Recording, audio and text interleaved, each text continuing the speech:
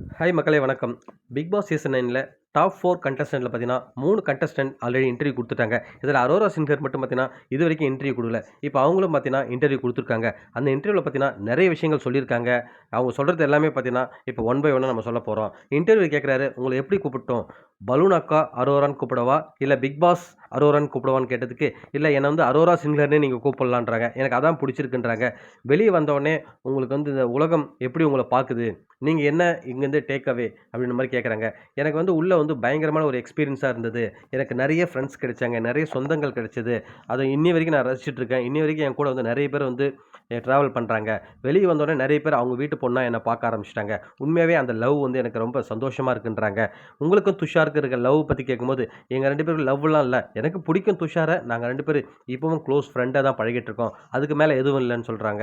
கமருதீன் கூட என்னன்னா, இல்ல கமருதீன் எனக்கு ஃபர்ஸ்ட் நாள்லருந்து ஃப்ரெண்டு தான். துஷாரும் ஃபர்ஸ்ட் நாள்லருந்து ஃப்ரெண்டு தான். துஷார் போன அப்புறம் எனக்கு வந்து கம்ஃபர்ட் ஜோன்ல இருந்தான் கமருதீன். நான் எப்பல்லாம் வந்து கஷ்டமா உணர்றேனோ, அந்த நேரத்தில அவன் கூட இருக்கும்போது நெறைய சிரிப்பேன், நெறைய ஜோக் சொல்லுவான். அதுதானே தவிர மத்தபடி எனக்கு அவனுக்கும் வேற எதுவுமே இல்லன்றாங்க.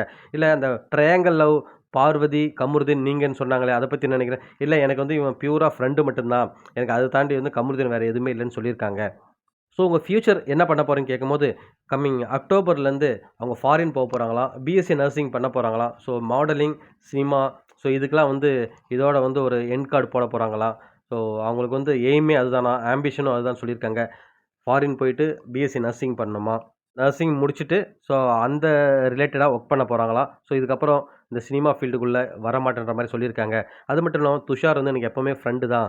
ஸோ அவன வந்து யாராவது ஏதாவது சொல்லிட்டா அவன் தாங்கிக்குவான். பட் வந்து என்னால அவன சொல்லும்போது என்னால அந்த கஷ்டத்த தாங்கிக்க முடியாது. அதுக்காக தான் அவன் கூட வந்து ரொம்ப க்ளோஸா இருக்கிறது. அந்த ஃப்ரெண்டுக்கு மேல இருக்கிறத வந்து நான் அவாய்ட் பண்றேன்ற மாரி சொல்லியிருக்காங்க. உங்கள ரொம்ப பாதிச்ச விஷயம் எதுன்னு கேட்கும்போது, நான் அந்த மணி பாக்ஸ் எடுத்திருக்கணும். அத நான் மிஸ் பண்ணிட்டேன்னு தோணுது எனக்கு. ஏன்னா, என்னோட எஜுகேஷனுக்கு அது ரொம்ப யூஸ்ஃபுல்லா இருந்திருக்கும். கானா வினோத் எடுத்ததுக்கு நீங்க தான் காரணம். நீங்க தான் அவர மேனிபுலேட் பண்ணுன மாரி சொன்னேன்னு கேட்டதுக்கு, அது நான் காரணமே இல்ல. நான் எடுக்கலான்னு போகும்போது, அவர் திடீர்னு வந்து சடனா வந்து எனக்கு முன்னாடி முந்திட்டாரு. உண்மையாவே எனக்கு கஷ்டமா இருந்தது. 2 நாள் ஃபுல்லாவே எனக்கு தூக்கமே வரல. மிஸ் பண்ணிட்டோமேன்னு சொல்லிட்டு. அதுக்கப்புறம் வெளியிருந்து வந்த கண்டஸ்டன்ட் வந்து நான் தான் காரணம். அவர் மணி பாக்ஸ் எடுன்னு சொல்லும்போது, உண்மையாவே ரொம்ப கஷ்டமா இருந்தது. அதுக்கப்புறம் கானா வினோத்தும் வந்து கிளாரிஃபை பண்ணியிருப்பாரு.